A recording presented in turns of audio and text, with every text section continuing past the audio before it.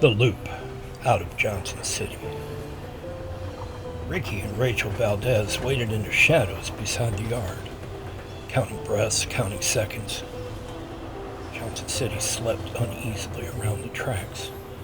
No voices, no flashlights, no radio chatter, just a steel, ticking as it cooled, and the low hum of power somewhere far off. One boxcar sat apart from the rest, doors open, empty.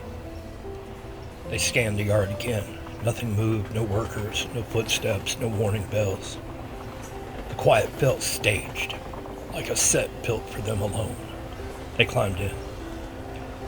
Inside, the boxcar smelled of rust and old grain dust.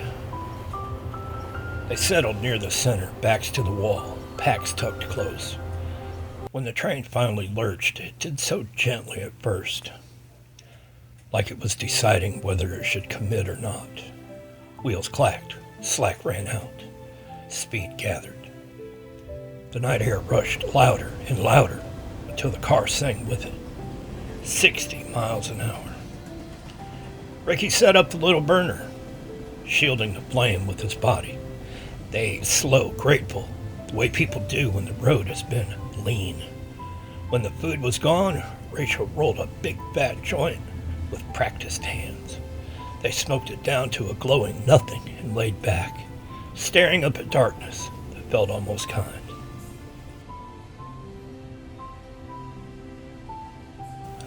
And then came the sound. Rustling at first, then footsteps, measured, unhurried, on the opposite side of the boxcar. Ricky sat up first. "Hello?" he said, keeping his voice low. "We mean no harm." Footsteps stopped. 7 voices answered, overlapping but calm, as if they had practiced this. "We know." The shapes resolved in the dark. Not solid, not smoke. Men in old clothes, freight worn, faces pale and steady. No anger, no rush. "You're destined for a violent end on this train," one of them said gently, same as us. Another continued, like reading from a memory. 1964. We hopped this exact line. Johnson City to Atlanta. Work waiting. The derailment came fast, said a third.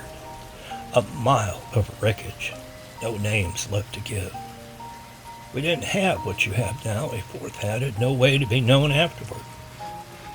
A fifth finished it. "In 2 hours, this train will wreck.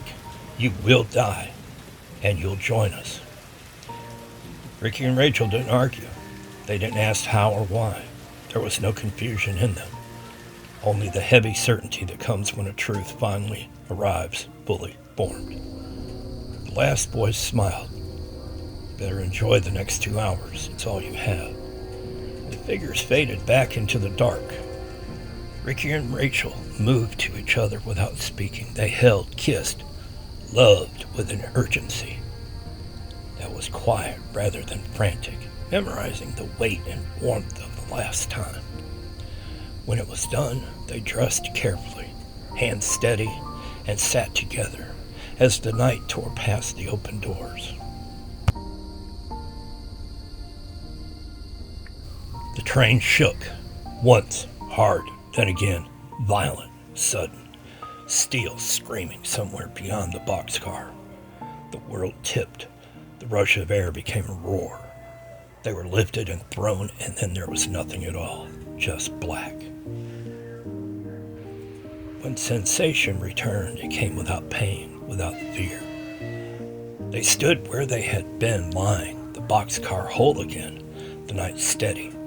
7 men were there, clear now, faces familiar, in a way that felt earned. "Welcome," one said. Another nodded. "It starts over soon." Ricky took Rachel's hand. She squeezed back. Outside, somewhere far ahead, a train gathered speed, slowly at first, then faster, running the same dark line out of Johnson City, carrying the quiet promise of a loop that never learned how to end. Hey y'all, thanks for watching Wendy's Mysterious Trains. All stories are written and narrated by Mr. Who, and I thoroughly enjoy doing these for y'all. Let me know where you're watching from. Peace out.